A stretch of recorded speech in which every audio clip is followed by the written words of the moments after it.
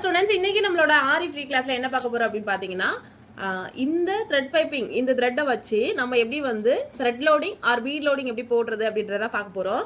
Already நம்ம beat work கிளாஸ்லாம் பார்த்து நம்ம ஸ்டூடெண்ட்ஸ் வந்து நிறைய பிளவுஸ் ஒர்க்லாம் பீட்ல சூப்பரா போட்டு சென்ட் பண்ணியிருக்கிறீங்க.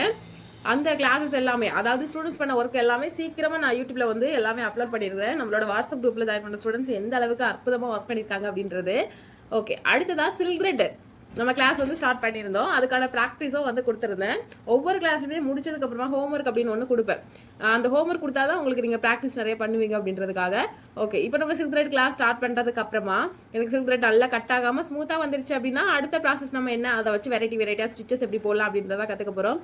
நான் உங்களுக்கு முக்கியமான ஸ்டிச் வந்து எது தேவையோ அதெல்லாம் தான் இந்த 1 month கிளாஸில் வந்து கவர் பண்ணிட்டு இருக்கேன். ஆல்மோஸ்ட் நமக்கு கிளாஸஸ் வந்து முக்கால்வாசி தூரம் வந்துட்டோம். இன்னொரு கால்வாசி கிளாஸஸ் இருக்கு. அதுலேயே இன்னும் நிறைய விஷயங்களை வந்து கற்றுக்க போகிறோம். இந்த கால்வாசி கிளாஸஸ்ல தான் நிறைய விதமான விஷயங்களை வந்து நம்ம கற்றுக்க வேண்டியிருக்கும். ஸோ ஒரு கிளாஸையும் மிஸ் பண்ணாமல் பொறுமையாக பாருங்க. இன்னைக்கு நம்ம த்ரெட் பைப்பிங்க்கு வந்து ஃபர்ஸ்ட் என்னெல்லாம் பண்ணணும், இதுக்கான ட்ரிக்ஸ் என்ன, த்ரெட் பைப்பிங் எப்படி பண்ணணும், அதாவது த்ரெட் லோடிங் எப்படி பண்ணணும், பீட் லோடிங் எப்படி பண்ணணும் அப்படின்றதெல்லாம் சொல்லித்தரேன். ஸோ இந்த த்ரெட் இருந்தாலே போதும், நீங்கள் த்ரெட் லோடிங் பண்ணலாம், பீட் லோடிங் பண்ணலாம், ஜர்தூசி லோடிங் பண்ணலாம். ஸோ லோடிங் அப்படின்னு வரது எல்லாமே இந்த த்ரெட்டை யூஸ் பண்ணி பண்ணிக்கலாம். ஓகேவா? ஓகே, ஸோ இந்த த்ரெட் லோடிங்கில் இந்த த்ரெட்டை வந்து எந்த ஷேப்பில் வேணாலுமே நம்ம எடுத்துக்கலாம். இப்போ ஒரு ரவுண்ட் ஷேப்பில் ஃபஸ்ட்டு வந்து நம்ம இது எதுக்கு வந்து இந்த த்ரெட்டை யூஸ் பண்ணுறோம், இது பண்ணலாமா அப்படின்னு கேட்டிங்கன்னா, இப்போ நார்மலாக நம்ம வந்து ஒரு ஃப்ளாட் ஸ்டிச், அதாவது ஒரு ஸ்டிச்சு வந்து நம்ம போடுறோம், நெருக்கமாக நம்ம போடுறோம் அப்படின்னா, லோடிங் பண்ணுறோம் அப்படின்னா அது வந்து ஒரு 3D லுக்கில் இருக்காது, அதாவது ரியலாக இருக்காது. புரியுதுங்களா? ஸோ இதை கீழே வந்து ஒரு பேஸ் கொடுத்துட்டு நம்ம கொடுக்கும்போது என்ன ஆகும்னா அந்த ஸ்டிச்சை வந்து இன்னும் என்ஹான்ஸ் பண்ணி காமிக்கும். ஸோ அது வந்து இன்னும் வந்து ஃபினிஷிங் வைஸ் வந்து சூப்பராக இருக்கும் அப்படின்றதுக்காக தான் கீழே வந்து நம்ம த்ரெட் கொடுத்துட்டு அதுக்கப்புறமா கொடுக்குறோம். இந்த த்ரெட்டை நம்ம என்ன பண்ணணும் அப்படின்னா, இன்றைக்கி நான் வந்து ஸ்ட்ரைட் லைனில் உங்களுக்கு ஒட்டி காமிக்கிறேன். நீங்கள் இந்த த்ரெட்டை எப்படி வேணாலுமே மூவ் பண்ணிக்கலாம். ஒரு மேங்கோ ஷேப் இருக்குது அப்படின்னா அந்த மேங்கோ ஷேப்புக்கு ஏற்ற மாதிரி, ஸோ ரவுண்ட் ஷேப் வேணும்னா ரவுண்ட் ஷேப்புக்கு ஏற்ற மாதிரி. ஸோ உங்களுக்கு ரொம்ப அந்த இடம் வந்து இடுக்கமாக இருக்கக்கூடாது. ஓரளவு ஒரு இன்ச்சாவது அந்த இடத்துல வந்து ஒரு லீஃப் இருக்குன்னு வைங்களேன், அந்த லீஃபில் ஒரு இன்ச் அளவுக்கு ஆகுது. நான் உங்களுக்கு மார்க் பண்ணி காமிக்கிறேன். இப்போ இந்த த்ரெட்டை வந்து எந்த மாதிரியான இடங்களுக்கு வந்து யூஸ் பண்ணணுன்றது நமக்கு தெரியணும்ல. இப்போ ஒரு லோட்டஸ் இதில் இருக்குது, ஓகேவா? இதில் இப்போ ஒரு லோட்டஸ் இருக்குது. இப்போது நம்ம சும்மா ஃப்ளாட் ஸ்டிச் போடுறதுக்கும் இந்த த்ரெட்டை அப்போ இந்த லோட்டஸில் எப்படி வைக்கணும் அப்படின்னா சென்ட்ரா, ஓகேவா? அதாவது இது ஃபுல்லாக வைக்கக்கூடாது. இப்போ இந்த லோட்டஸ் இருக்குது அப்படின்னா நம்ம ஃபுல்லாக இந்த த்ரெட்டு வச்சிட்டோம் அப்படின்னா ஸ்டிச்சில் அது கவர் ஆகாது. ஸோ அப்போது ஒரு 2 கோடு அளவு அல்லது ஒரு 1/4 இன்ச் மேலே விட்டுருங்க, கீழேயும் அதே மாதிரி 1/4 இன்ச் விட்டு கட் பண்ணிடுங்க. ஸோ சென்டராக வந்து என்ன பண்ணிடுங்க, ஒட்டிட்டு இப்போ அதை மறைக்க தான் நம்ம வந்து ஸ்டிச் போட போகிறோம். ஓகேவா? இந்த த்ரெட்டு வெளியே தெரியக்கூடாது. அதே நேரத்தில் இந்த த்ரெட்டு உள்ளே இருக்கும்போது அந்த ஸ்டிச் வந்து நல்லா என்ஹான்ஸ் பண்ணி காமிக்கும். அதுக்காக தான் இந்த த்ரெட் வந்து நம்ம யூஸ் பண்ணுறோம். நம்ம ஸ்டூடெண்ட்ஸ்க்கு எல்லாத்துக்குமே மெட்டீரியல் லிஸ்ட்டு கொடுக்கும் பொழுது பைப்பிங் த்ரெட்டுன்னு ஒன்று கொடுத்துருப்பேன்ல, ஸோ அது வந்து உங்களோட தேவைக்கு ஏற்ற மாதிரி நீங்கள் கட் பண்ணிக்கிற மாதிரி இருக்கும். சரியா? ஓகே, இன்றைக்கி நான் வந்து ஒரு லைனில் வந்து எப்படி போடணுங்கிறத சொல்லித்தரேன். இப்போது நம்ம பார்த்துட்டோம், ஒரு லோட்டஸ் வந்து இவ்வளோ பெருசாக இருக்கும்பொழுது நம்ம வந்து போட முடியுது. ஆனால் இது வந்து என்ன மாதிரியான இடங்களுக்கு யூஸ் பண்ணலாம்னா குறைஞ்சது ஒரு இன்ச்லேருந்து 1/2 இன்ச் வரைக்கும் தான் நம்ம வந்து யூஸ் பண்ண முடியும். இப்போ இந்த லோட்டஸ் வந்து குட்டியாக இருக்குதுன்னு வைங்களேன், இவ்வளோதான் இருக்குது அப்படின்னா அப்போ லைட்டாக ஒரு 1/2 இன்ச் மட்டும் சென்டராக இதை கட் பண்ணி ஒட்டிட்டு அதை நம்ம வரைக்கிற மாதிரி ஸ்டிச் பண்ணலாம். சரியா? ஸோ 1/2 இன்ச்லேருந்து ஸ்டார்ட் பண்ணி நீங்கள் எத்தனை இன்ச் லென்த்துக்கு வேணாலுமே இதை வந்து ஒட்டலாம். ஒரு 9 இன்ச் நெக் இருக்குது, அந்த நெக்கை சுற்றி நீங்கள் வந்து சாரியோட கலருக்கு வந்து பைப்பிங் கொடுக்க போகிறீங்க, த்ரெட் பைப்பிங் அப்படின்னா த்ரெட் லோடிங் கொடுக்க போகிறீங்க அப்படின்னா தாராளமாக இந்த த்ரெட்டை வந்து அந்த நெக்கை சுற்றி அப்படியே வந்து ஒட்டிடலாம். ஸோ ஒட்டிட்டு லோடிங் கொடுக்கும்போது நெக் வந்து அழகாக இருக்கும். இந்த லோடிங் மட்டும் கொடுத்தாலே சிம்பிளாக உள்ள நெக்குக்கு எல்லாமே ரொம்ப கிராண்டான ஒரு லுக் தான் கிடைக்கும். இதுலேயே நீங்கள் டபுள் கலர் யூஸ் பண்ணி பண்ணலாம், டபுள் கலர் பீட்ஸ் யூஸ் பண்ணி பண்ணலாம். சரியா? நிறைய விஷயங்கள்லாம் இருக்குது. ஸோ ஒன்று ஒன்றா நம்ம பார்க்கலாம். சரியா? இப்போ நான் வந்து ஃபஸ்ட் என்ன பண்ணிடுறேன், இதை வந்து ஒட்டிடுறேன். தான் நமக்கு வர டவுட் என்னன்னா என்ன க்ளூ யூஸ் பண்ணி ஒட்டணும் அப்படின்ற டவுட் இருக்கும். ஸோ இதுக்கு வந்து நீங்கள் ஃபெவிக்ரிலும் யூஸ் பண்ணிக்கலாம், அப்படி இல்லைனா B7000 யூஸ் பண்ணிக்கலாம். ரெண்டில் எது வேணாலும் யூஸ் பண்ணிக்கோங்க, ப்ராப்ளம் இல்லை. சரியா? ஆனால் எந்த அளவு யூஸ் பண்ணுறீங்க அப்படின்றது பார்க்கணும். நீங்கள் எந்த கம் யூஸ் பண்ணாலுமே இப்போ இந்த மெட்டீரியல் இருக்குன்னா இந்த மெட்டீரியலுக்கு எவ்வளோ கம் தேவையோ அதை தான் நம்ம யூஸ் பண்ணணும். அதே மாதிரி ஒரு ஸ்டோன் யூஸ் பண்ணுறோம் அப்படின்னா அந்த ஸ்டோனுக்கு எவ்வளோ கம் தேவையோ அதை தான் நம்ம வந்து யூஸ் பண்ணணும். ஸோ ஒரு மெட்டீரியல் அப்படின்றத பொறுத்து நம்ம அந்த கம்மை தேவைக்கு ஏற்ற மாதிரி தான் நம்ம வந்து அப்ளை பண்ணுற மாதிரி இருக்கணும். அதிகமாக இருந்தாலும் பிரச்சனை தான், கம்மியாக இருந்தாலும் பிரச்சனை தான். ஓகேவா? இப்போது த்ரெட்டை அப்படியே ஒட்டிக்கிறேன். இப்போது கம் வந்து தேவையான அளவு வந்து வச்சாச்சு. இதுக்கப்புறமா அப்படியே ஒட்டிட வேண்டியதான். கரெக்டாக அந்த லைனுக்கு நேராக கம் எங்கே போட்டிருந்தோமோ அதில் வந்து அப்படியே அழகாக ஒட்டிட்டேன். இது வந்து ஒரு 10 செகண்ட் வந்து ட்ரை ஆகட்டும். நல்லா ட்ரை ஆகட்டும். ட்ரை ஆனால் தான் நமக்கு ஸ்டிச் போடுறதுக்கு நல்லாயிருக்கும். கீழே அந்த ஒயிட்லாம் தெரியுது பாருங்கள், அதெல்லாம் தெரியக்கூடாது. இதுவே நீங்கள் B7000 யூஸ் பண்ணுறீங்கனாலும் இதே சேம் தான். B7000லாம் பார்த்தீங்கன்னா ஒரு நூல் அளவு தான் அந்த இது வந்து கம் வந்து அப்ளை ஆகணும். ஏன்னா கம் இதெல்லாம் அதிகமாக போட்டிங்கன்னா என்ன பிரச்சனைனா ஸ்டிச் வந்து போட முடியாது. இந்த த்ரெட்டுக்கு வெளியில் இந்த பக்கமும் க்ளூ இருந்துச்சுன்னா ஸ்டிச் வந்து நம்மளால் நீடில் வச்சு இறக்க முடியாது. ஸோ அதனால் கவனமாக பண்ணுங்கள், சரியா? நம்ம இந்த ஸ்டார்டிங் எல்லாமே நல்லா மேலே எலும்பிட்டு இருக்காம நல்லா இந்த மாதிரி ப்ரெஸ் பண்ணி விட்டுருங்க.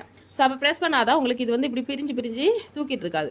ஸோ கம் கூட அப்ளை பண்ணி நல்லா இப்படி ஃப்ளாட் ஆக்கி விட்டுருங்க, ஓகேவா?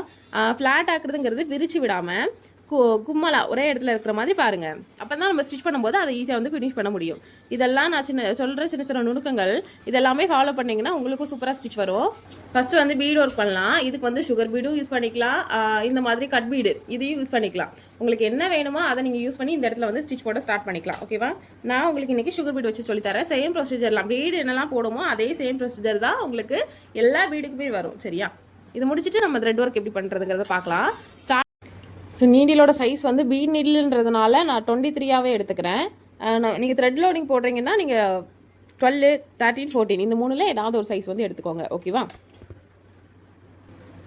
இப்போது ஸ்டார்டிங்கில் ஒரு ஸ்டிச் எடுத்துருக்கிறேன். அதுவும் த்ரெட்டுக்கு கொஞ்சம் முன்னாடியிலேருந்து வர த்ரெட்டுக்கு மேலேருந்து எடுக்கக்கூடாது. எடுத்திங்கன்னா இந்த இடம்லாம் கவர் ஆகாது. நம்ம ஏன்னா ஸ்டிச் வந்து கிராஸாக தான் போட போகிறோம், அதனால் ஓகேவா?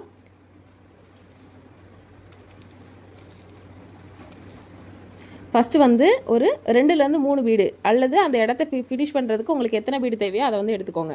பட் ஸ்டிச் வந்து இப்படி கிராஸாக தான் வரணும் கம்பல்சரி. இங்கே வந்து முடிச்சுட்டு பக்கத்துலேயே ஒரு லாக் ஸ்டிச் வந்து போட்டுட்டு அகைன் மேலே போயிட்டு அங்கே ஒரு லாக் ஸ்டிச் வந்து போட்டுக்கிறேன். இப்போது ஃபஸ்ட்டு பீடு வந்து 4 எடுத்துருக்கோமா, அடுத்த பீடு வந்து 5 அல்லது 6 வரைக்கும் போகும். அதை எப்படி நம்ம கண்டுபிடிக்கணும்னா அவங்களுக்கு கரெக்டாக இது வந்து ஃபினிஷ் ஆகி வரணும். ஸோ இது வந்து பாருங்கள் நல்லா கவர் ஆகி வந்திருக்கா. அந்த பக்கமும் ஒயிட்டு தெரில, இந்த பக்கமும் ஒயிட்டு தெரில. லாக் போட்டு எடுத்தாச்சு. அகைன் மேலே ஒட்டியே பாருங்கள். இதில் உள்ள சின்ன ட்ரிக் என்னென்னா நம்ம மேலே போகும்போது இந்த பக்கமாக லாக் ஸ்டிச் போடுறேன், கீழே வரும்போது இந்த பக்கமாக லாக் ஸ்டிச் போடுறேன், ஓகேவா? மேலே போகும்போது மேல் பக்கமாகவும் இந்த பக்கமாகவும் லாக் ஸ்டிச் போடுறேன், கீழே வரும்போது இந்த பக்கமாக கீழ் பக்கமாக லாக் ஸ்டிச் போடுறேன். ஸோ அப்படி போட்டோன்னா நமக்கு கரெக்டாக அந்த இடம் வந்து ஃபினிஷ் ஆகி வரும். இனிமே அதாவது 1-2 லைனுக்கு தான் பார்த்தீங்கன்னா நமக்கு ஸ்டிச் வந்து எப்படி அந்த பீட் வந்து 2, 3 அந்த மாதிரி வரும். இப்போ எனக்கு பார்த்தீங்கன்னா ஃபஸ்ட் லைனில் மட்டும் தான் 4, அடுத்த லைன் எல்லாமே 2வது லைனில் என்ன போட்டுக்கோமோ அதே அளவு தான் வருது. இப்போ ஸ்டார்டிங்கில் ஒரு சில பேருக்கு வந்து 2 வரும், 3 வரும். அதாவது ஸ்டார்டிங்கில் ஒரு சில பேருக்கு பார்த்தீங்கன்னா அதாவது இந்த 4 லைனே இந்த 4 பீட் போட்டிருக்கேன்னா இதுவே வந்து 2-3 தடவை கூட வரும். ஸோ நமக்கே எப்படி வருதுன்னா நீங்கள் கவலைப்பட வேண்டாம். ஸ்டார்டிங்கில் நீங்கள் இந்த இடத்த ஃபினிஷ் பண்ணி எப்படி கொண்டு வரீங்க அப்படின்றது தான் ரொம்ப முக்கியம்.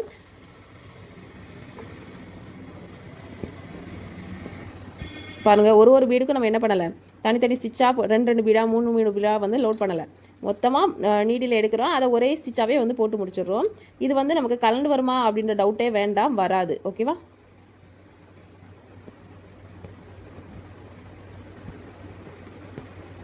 ஓகே, அந்த ஸ்டிச் வந்து அழகாக கிராஸாக வர ஆரம்பிக்கா. ஸ்டார்டிங்கில் நம்ம ப்ளைனாக அதாவது த்ரெட் இல்லாத இடத்துல போட ஸ்டார்ட் பண்ணதுனால இது வந்து எம்போஸ்டாக இருக்காது. ஆனால் வர பார்த்தீங்கன்னா நல்லா எம்போஸ்டாக இருக்கும். இந்த ஸ்டிச்சு மட்டும் இந்த பக்கம் போடும்போது கீழேயும் இந்த பக்கம் போடும்போது மேலேயும் போட்டிங்கன்னா உங்களுக்கு அந்த கிராஸ் வந்து கரெக்டாக இருக்கும். கிராஸ் எனக்கு கரெக்டாக வரல, நேர் தான் வருது அப்படின்னா நீங்கள் அந்த லாக் ஸ்டிச் போடுறதுல தான் தப்பு பண்ணுறீங்க, சரியா? இதில் எனக்கு 5 பீடாக நான் கொடுத்து லோட் பண்ணுறேன். இப்போ இதுவே உங்களுக்கு 6 பீடாகவும் வரும் ஒரு சில பேருக்கு. அது வந்து த்ரெட்டு கொஞ்சம் இன்னும் கொஞ்சம் திக்னஸ் வந்து கூடுதலாக இருக்குது அப்படிங்கும்போது. ஸோ அதனால் நீங்கள் எதுவும் ஒரி பண்ணிக்க வேண்டாம். உங்களுக்கு ஃபைனல் லுக் பார்க்கும்போது அந்த ஸ்டிச் வந்து கிராஸாக இருக்கணும், அழகாக இருக்கணும், அதுதான் நமக்கு தேவை, சரியா?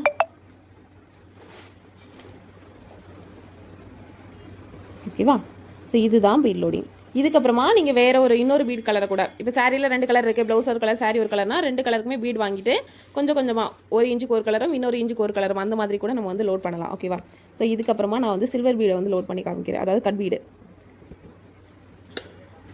கட் பீட் அப்படிங்கும் பொழுது திக்னஸ் வந்து அதிகமாக இருக்கும். ஸோ அப்போ அதில் வந்து 3 தான் நிற்கி பாருங்கள்.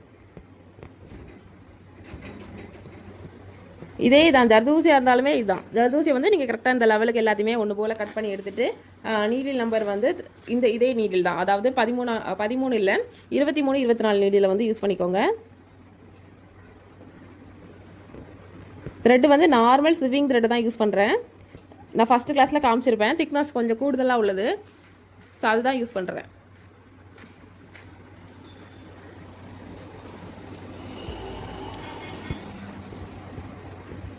நார்மலாக நெக்குக்கு வந்து சும்மா செயின் ஸ்டிச்சு, அந்த ரவுண்டில் sugar bead, chain stone, single bead அந்த மாதிரியே நம்ம கொடுக்குறத விட இப்படி கொடுத்தோன்னா லுக் வைஸ் ரொம்ப நீட்டாக இருக்கும்.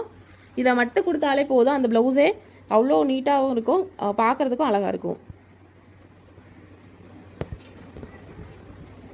அந்த ஸ்டிச் வந்து கொஞ்சம் டைட்டாக விழணும். இந்த ஸ்டிச்சை பொறுத்தளவில் தூக்கக்கூடாது. இது பாருங்கள், உங்களுக்கு தூக்காது, நீட்டாக இருக்கும். நீங்கள் கை வச்சு இப்படி நகட்டி பார்த்தீங்கன்னா உங்களுக்கு சுத்தாது, அழகாக இருக்கும். சரியா,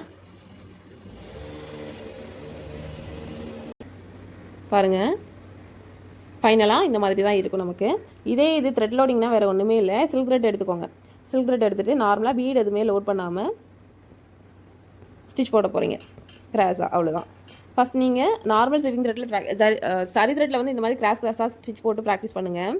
அதுக்கப்புறமா சில்க் த்ரெட்டில் ப்ராக்டிஸ் பண்ணுங்கள். அதுக்கப்புறமா இந்த பீடு வச்சு ப்ராக்டிஸ் பண்ணுங்கள். ஓகேவா? த்ரெட் லோடிங்க்குமே நீங்கள் டபுள் கலர் வந்து யூஸ் பண்ணிக்கலாம், நல்லாயிருக்கும். சாரீ டபுள் கலர் அப்படிங்கும்போது டபுள் கலர் வச்சு போட்டிங்கன்னா நல்லாயிருக்கும்.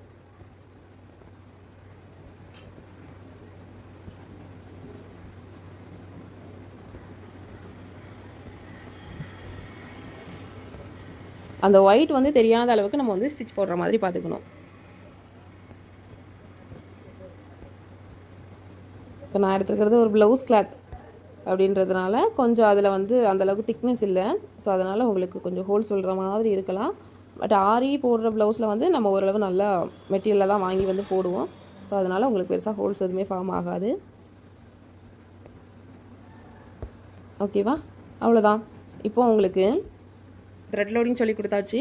பீட் லோடிங்லேயே 2 டைப் வந்து சொல்லி கொடுத்துருக்கேன், அவ்வளோதான். இதுவே ஜர்தூசி லோடிங் போடலாம். ஓகேவா? ஸோ இந்த மாதிரி நீங்கள் போடுங்க. போட்டுட்டு எனக்கு ஒரு ஃப்ளவர் எப்போது போல் ஒரு ஃப்ளவரில் வந்து போட்டு காமிங்க. ப்ராக்டிஸ் ரொம்ப தேவை. ஃபினிஷிங் சூப்பராக வரணும். நூல் கட் ஆகக்கூடாது, பிசுறடிக்கக்கூடாது. ஒரு இடத்துல குண்டாகவும் ஒரு இடத்துல ஒல்லியாகவும் வரக்கூடாது. ஸ்டார்டிங்கும் எண்டிங்கும் கரெக்டாக இருக்கணும். இது எல்லாமே கரெக்டாக வச்சு எனக்கு ஒரு இதை வந்து ஃபில் பண்ணி காமிங்க. ஏன்னா அடுத்து போடக்கூடிய ப்ளவுஸில் நம்ம இந்த த்ரெட் லோடிங் தான் நெக்கில் வந்து நம்ம கொடுக்க போகிறோம். சரிங்களா? ஓகே, ப்ராக்டிஸ் பண்ணுங்கள். நெக்ஸ்ட் கிளாஸில் பார்க்கலாம். தேங்க்யூ.